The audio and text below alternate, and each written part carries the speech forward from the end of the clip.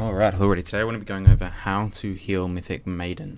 So firstly you'll see when we start the fight that I'm pre-potting a lot of people on my raid, and then I'll be taking a drink just before it starts and pre-potting. So you can see pre-pot there and then start drinking before I in combat. So I have 13 rejuves out before the fight even starts. With your tier 19 4-piece, this will then propagate to a lot of extra healing.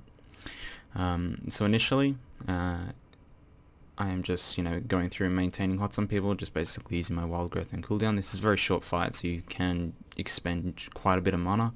I am wearing Dark Moon deck promises, so you have a lot to play with. So the first thing I should go over for this fight is my talent setup.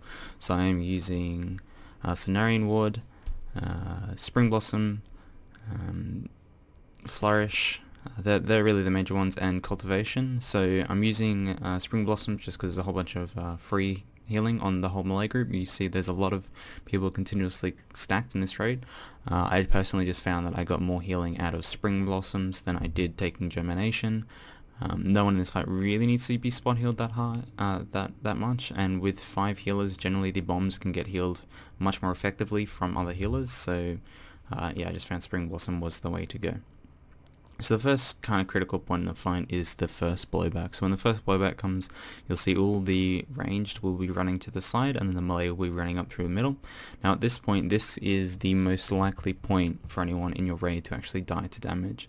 So what I will actually be doing here is going through and tranking once I get to the start. And I've got my Velens up. Now the whole idea of this is to hit the targets with low HP with the Velens and just give them a lot of spot healing.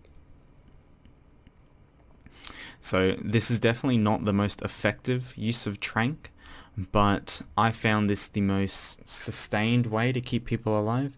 You'll see we also have a revival and a healing tide totem going out at this point, and this is literally just to top people during this phase of movement, basically, because as all the healers moving, we don't have the paladin and shaman just AoE healing stack targets. So this is why we decide to use so many cooldowns at this point, just to keep people alive. Now one thing that I did do by mistake is I actually used my innovate a bit too late in this attempt. Now I want to actually be using my innovate at the start of the attempt, so I have an innovate during the next blowback phase, and that is while the heroism's going up, so then I can actually go and use a lot of mana during the innovate. Slight mistake, but it doesn't really matter. So my essence timing is pretty important here too. Now during this fight we get a healing buff and we also get a ramp up damage.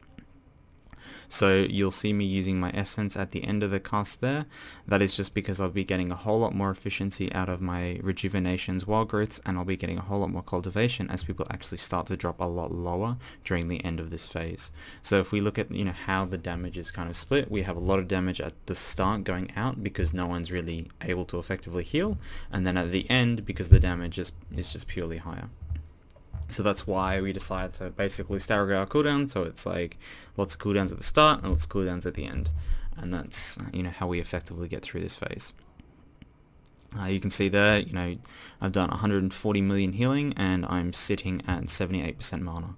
So super effective way of healing.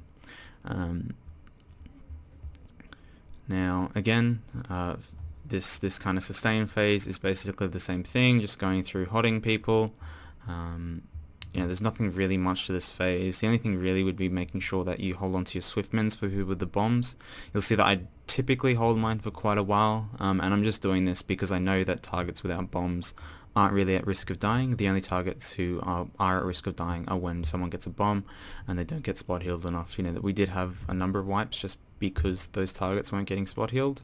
So that's why I typically hold on to my Swiftman for so long. There's plenty of targets I could just be using it on just to snipe heals, but I'm just playing conservatively and want to save that Swiftman just as an emergency heal, because really if I want to be going through and casting wild growth, regrowths and stuff on them, it's not an efficient way of healing, and it's not a very quick and reactive way of healing, because it just doesn't do enough healing.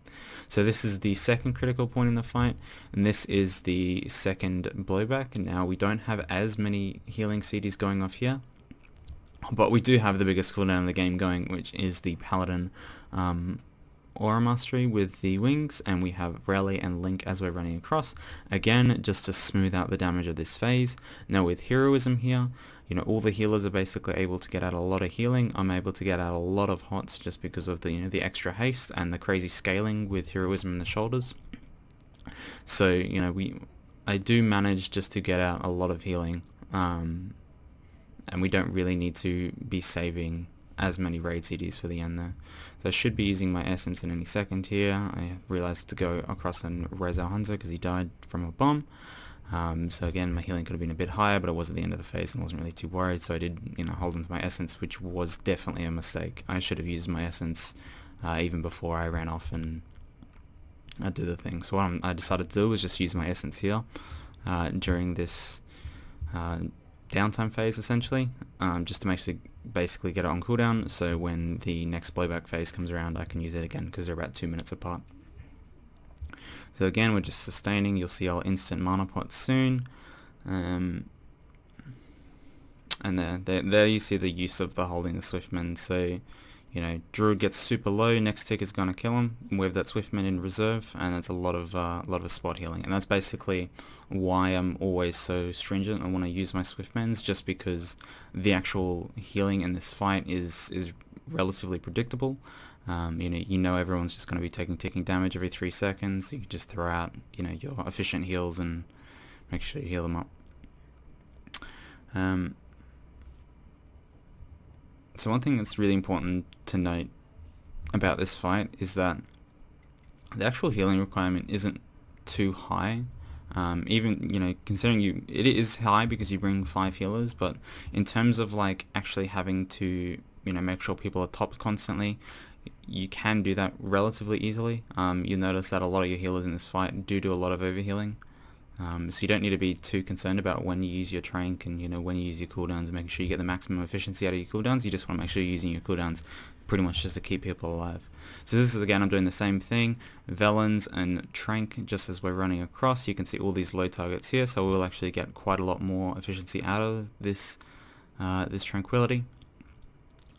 So that's a good thing, but again, it's more so just to cover people as we're running across. I could wait till the end of the phase and probably get more healing as I have more stacks and have these huge 30 mil tranks, but just for consistency I chose to use that at the start of the phase, and then use my essence at the end of the phase.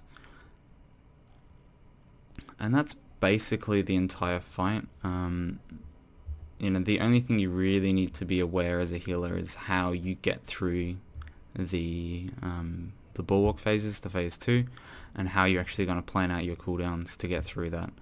If you can do that with saving, having mana to go the entire fight, it's really, really quite an easy fight to heal, I would say. I don't think it's too difficult at all.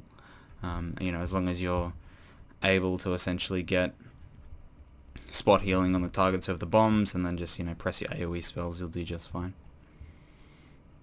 As for stats in this fight, you can see that my stat weights are about even. I run about 9,000 of each stat and about 3,000 versatility, so that gives me a nice balance of what my actual stat weightings are for this fight.